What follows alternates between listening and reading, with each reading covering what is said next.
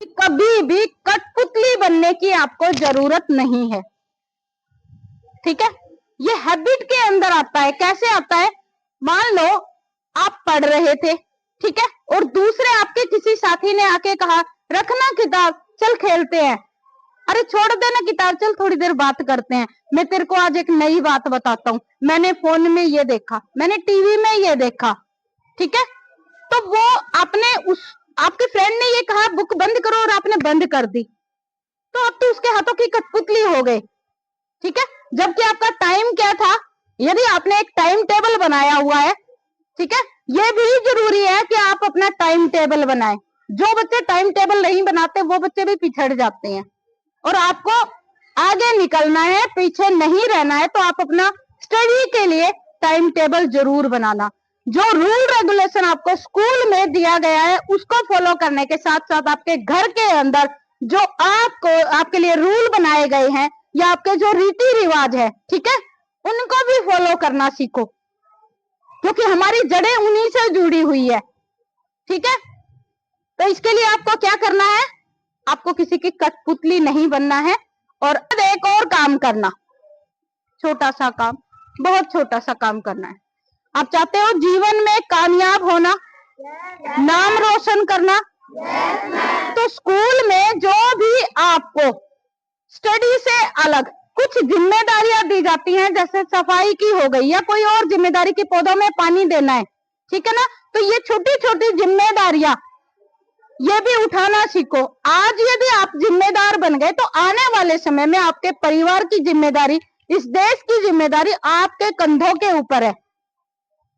आज यदि आपने ये जिम्मेदारियां छोटी छोटी उठा ली कि यहाँ कागज पड़ा हुआ है, तो ये चाहे किसी ने भी डाला कोई मतलब नहीं है, लेकिन आपने देख लिया, आप उठा के उसको डस्टबिन में डाल दो।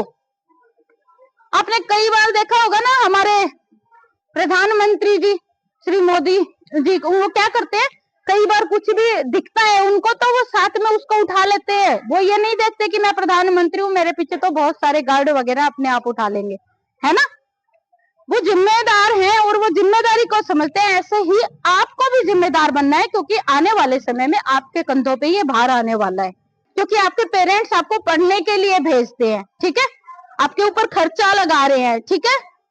और आप बड़े भाग्यशाली हो कि नाम मात्र फीस में आपको यहाँ पे बहुत अच्छी एजुकेशन दी जा रही है, ठीक है। तो आपका केवल एक ही कर्तव्य, एक ही ड्यूटी है, आपको पढ़ना है, आपके पेरेंट्स के, आपके खुद के सपने को साकार करना है, ठीक है। तो जो भी डाउट हो अपने टीचर से सोल्व करो, ठीक है। उसके बाद एक काम और करना, अपना हेजिटेशन दूर करना। बहुत सारे बच्चे ऐसे हैं जो शर्माते हैं, कहना चाहते हैं लेकिन कह नहीं पाते हैं, ठीक है। तो उन बच्चों के लिए एक छोटी सी एक्टिविटी देके जा रही हूँ, वो कर लेना। घर पे जाके, आपके घर में, सभी के घर में ड्रेसिंग है, ड्रेसिंग होता है ना, उसके सामने जाके खड़े हो जाना, ठीक है। आपको जितना बोलना हो ना, वहां जाके सबसे ज्यादा कहते हैं कि जो आपके अंदर का टैलेंट है वो बाहर निकल के आता है, ठीक है। तो उसके सामने जाके बोलना शुरू कर दो। किसी की यदि आवाज अच्छी है तो गाना शुरू कर दो, वहां से आपका डर निकलता है फिर, ठीक है।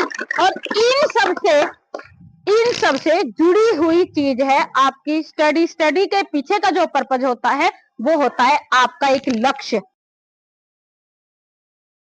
क्लियर लिखना, बड़ी सुंदर राइटिंग में लिखना, जितनी सुंदर आपकी राइटिंग है ना, उसमें लिखने के बाद आप नीचे अपने सिग्नेचर करना। और सिग्नेचर में किसके साथ करोगे? यदि टीचर बनना चाहते हो ना, तो टीचर आपका नाम पीछे लिख देना, डॉक्टर अपना वहां चिपकाना जहां से आपको आते जाते वो चीज दिख रही है। एक छोटा सा काम और करना, जो भी आपको पढ़ाया जाता है ना वो रिवीजन जरूर करते रहना। बेटा रिवीजन नहीं किया तो भी नहीं सीख पाओगे, क्योंकि माइंड कुछ देर याद रखता है, थोड़ी देर के बाद हमारे माइंड से ऑटोमेटिक 86% माइंड से निकल जाता है, 14% ही अपने माइंड में रहता है। और आप चाहते हो 100% जो आपको स्कूल में पढ़ाया जाता है 100% आपको याद हो, तो उसको नोट भी करना और साथ में घर जाके रिवीजन भी करना।